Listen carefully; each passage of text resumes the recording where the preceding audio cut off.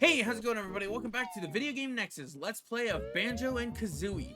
Last time, we went through Bubble Gloop Swamp, and this episode, we're actually cutting through another level that we're going to be doing in the next episode of Gobi's Valley to head over into the main area, which I guess technically would be, like, what, Zone 4 at this point? I don't know. But we're going through and going into the next level, Freezeezy Peak.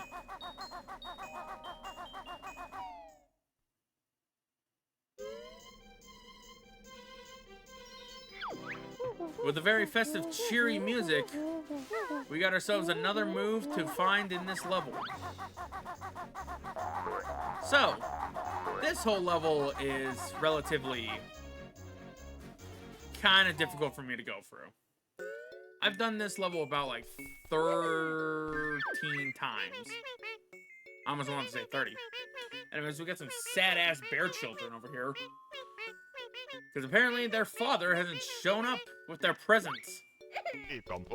Normally, that's usually, Santa Claus.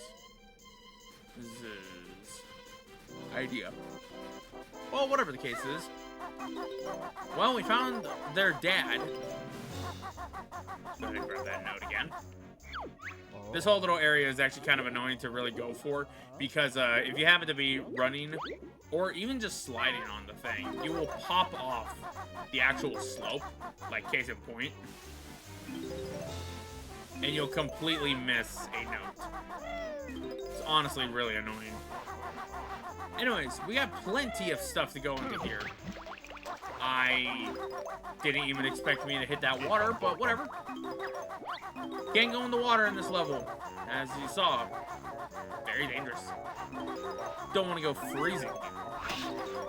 In the meantime, we got, as I said before, plenty of area to go and scope out. For instance, there's Mumbo's house, or hut. Going up here will take us over to the scarf of the giant snowman that we just run past the legs of. And that'll actually be our first way to a few jiggies. Also, this is a little bit of late information, but the Helldivers community recently packed the biggest W for themselves by forcing Sony to take out their forced account linkage for the game. And also at the same time, we also had something about Microsoft just completely making the most dumbest of moves. Anyways, that's neither here nor there. Going down here will let us get our first jiggy. Whoa! We also got another area that we can go up on. In fact, we actually need to go up there right now. Actually, we don't necessarily need to, but I'm just doing it for the present.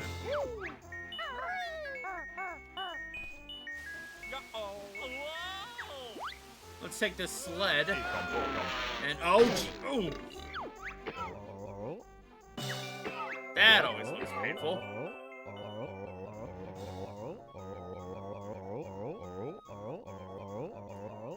And now we can go for the big, or now he can go practice for the big race, and not, you know, check up on his children or anything, but whatever. There's our second jiggy of the area. We might have a fun little thing that we can do right now. And one that actually has an interesting little thing that we can do. We go and do this. We have the Twinklies. We gotta protect them from twinkling munchers to hop across to their tree. Literally, if you just stand over here for some reason, it'll make it to where these guys will constantly just be making it to the tree. You don't even have to take out the munchers. I actually tested this out during a failed recording, and I didn't even think that it would happen. So the fact that I completely did this without even realizing that I was making an actual, like, speedrunner strat, it's kind of funny. Or doing a speedrunner strat, not making one.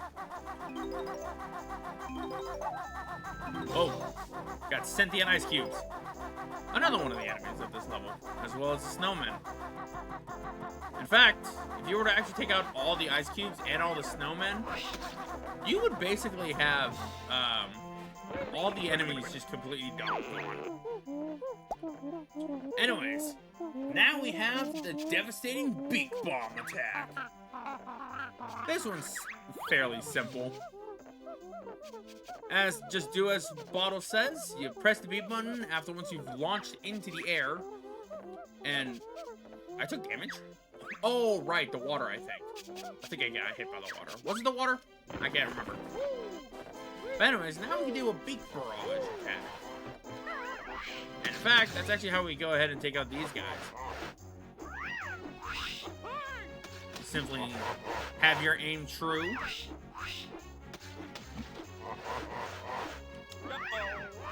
And you'll bop him in the head.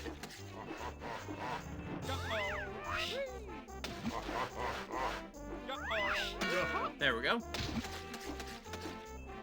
I think every time when you actually hit an enemy with it, as long as it's like one of these big guys, I actually don't know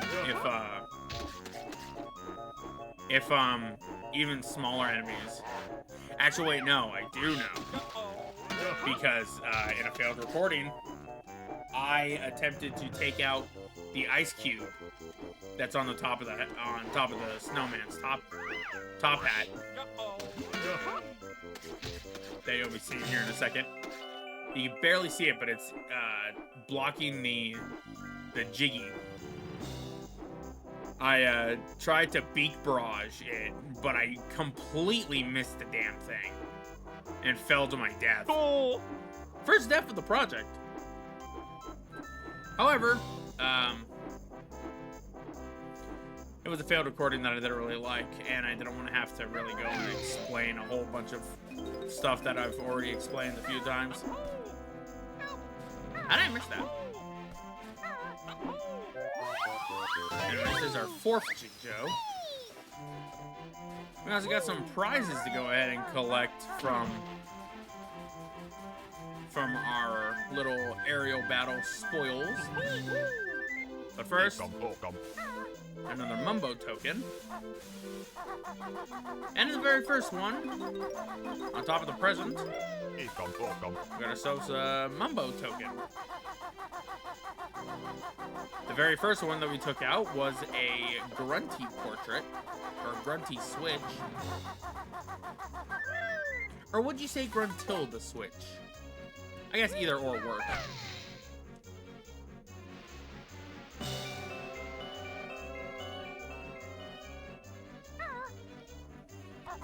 Woo! Surprised I made that, actually. Going over here, we have yet another Mumbo token. Then we have ourselves an empty honeycomb piece. Now, if you guys remember what I was trying to do back in the very, first episode, that didn't really go all too well. I was trying to go for a full no touching any health kind of thing and get health from Brentilda and Bottles. However, things changed. And I had to cave, I believe in the second level, I think. Either way, I was thinking that that empty honeycomb piece would actually be a difficult one to go ahead and grab, but not really.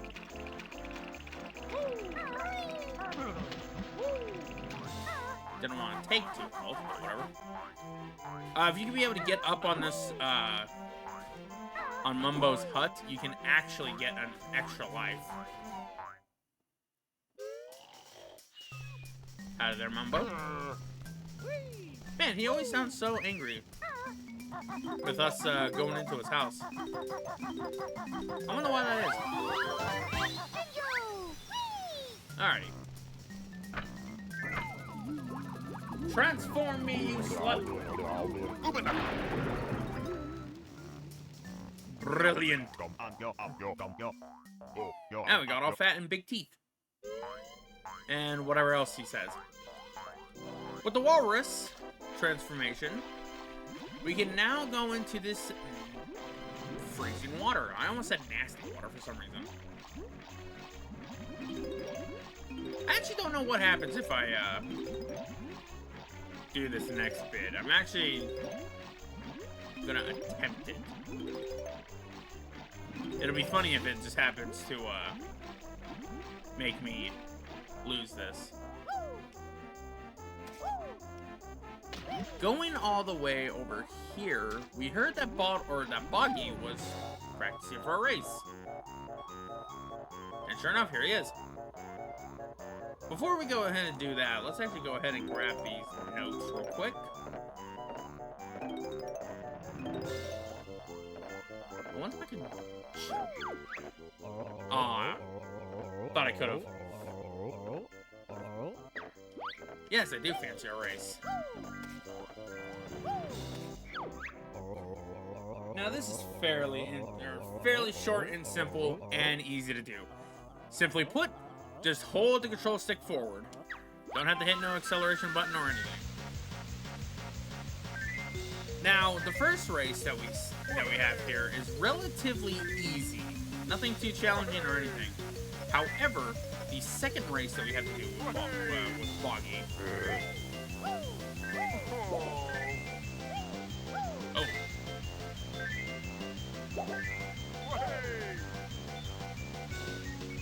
Okay, we brought it back. The second race, we actually need to be as Banjo and Kazooie. However, we cannot do that race until we have the next power, which is actually in the next level we're doing, that being Gobi Valley.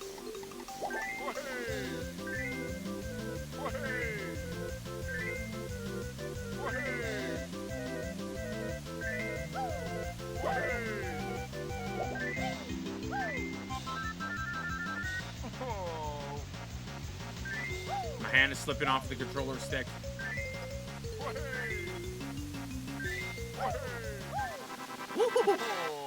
That was actually the closest that I've had. And apparently we're too quick. So now he reconciles that he needs to race someone his own size. But in the meantime,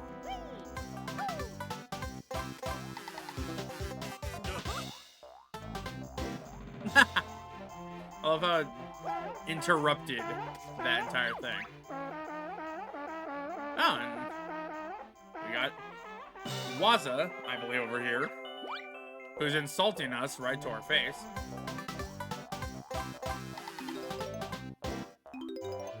Nothing we can really do about that. In the meantime, let's actually go ahead and head in here real quick. Not much that we can do in this, in Waza's cave, but we do have a Jinjo in here. And we also have a little cave in the water. Now, funnily enough, you can actually do this little area in the actual, or as actual Banjo Kazooie, rather than the walrus. The only problem is that it will take a little bit of time to do, especially if you don't have the right jump height and everything. Because you can get underwater, but you won't be able to survive it if you have super low health. Though you could probably do it when you have double health. So that's everything that we had to do for the walrus. Not really much else.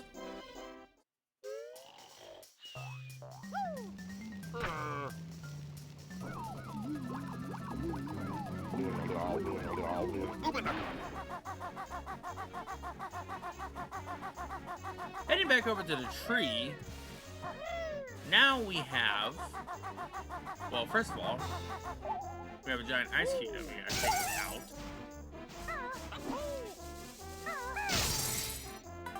Get some health back as well. And now we can actually activate the tree's lights. However, once we do this...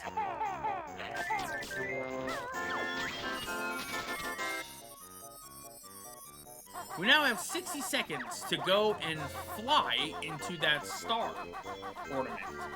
If we can fly through it 3 times in a row, we can unlock, or we can actually shatter the glass Christmas tree that is covering a Jiggy that's inside of the tree. There's 1. There's 2.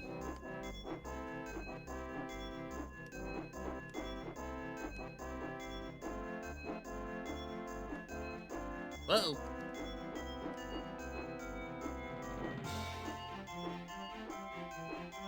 And there's 3. That was relatively kind of scary. I didn't think I was actually going to be able to get it. Now, before we actually go through there, we also have another Jiggy that we could get from the snowman as well. If we go and beak bomb these 3 little targets. Uh-oh.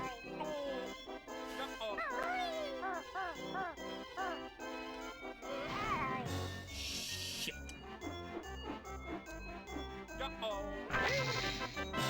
I have no idea how I missed that the first time. Nor how we survived that whole thing, actually.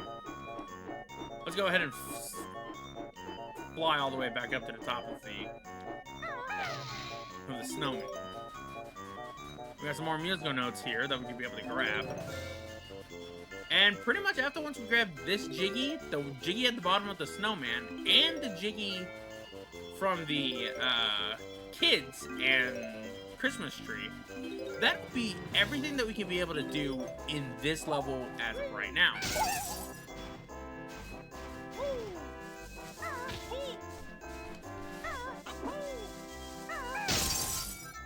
I'll take my well-deserved honey.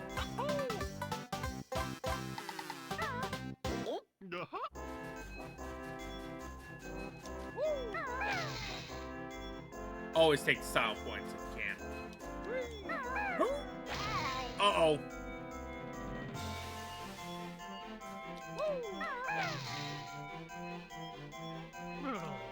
Uh-oh. Oh, boy. Okay. It's a good thing I never destroyed that honey box. Oh, wow.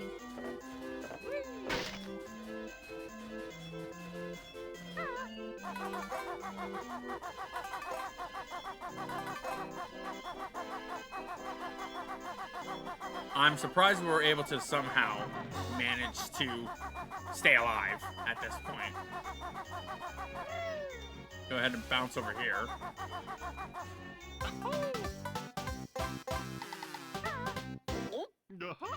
Alright, we got 2 more Jiggies that we can collect.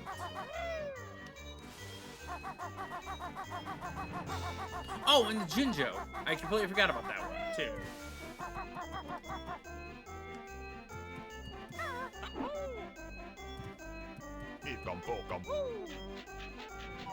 Entering into the Christmas tree, however, will show that we have some termites in here and another present. The last present that we need, actually. And this should be the last of the notes that we need. Alrighty. Also, I'm pretty sure we don't have full health. Yeah, we do not have full health. Take out this termite, and then now we have full health. Back up the tree we go. We can climb up here to the tippy top, where the eggs are, and collect our Jiggy.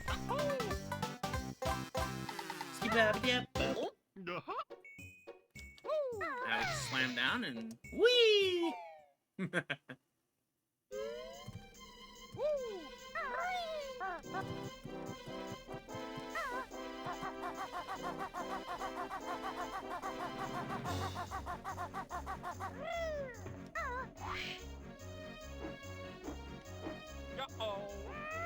Didn't really need to do that, but points for styles.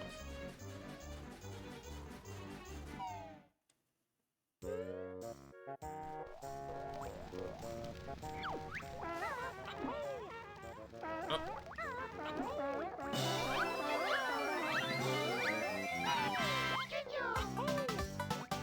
Alright. There's a second to last Jiggy that we could be able to get here.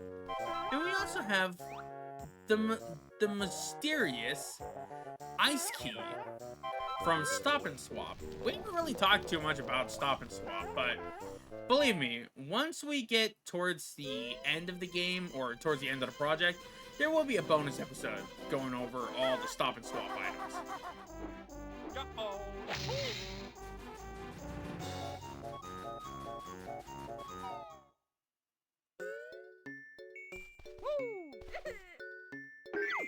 You gonna give all these presents?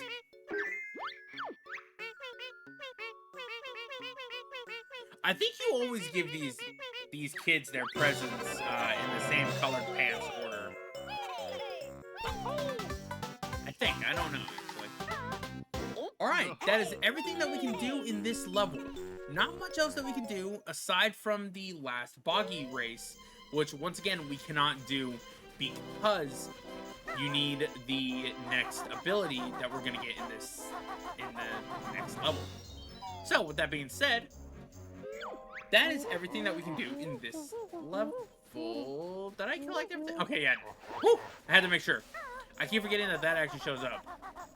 We also have a snowman right here. I actually don't know what he has. I think he just gives you a piece of health. Anyways, next time on Banjo Kazooie, we open up the giant mouth that is the Gruntilda statue. Or statue's head? I don't know. In order to be able to go into the next level that we already skipped through, Gobi's Valley. With that being said, this is Max from the Video Game Nexus, signing out. Take care, everyone.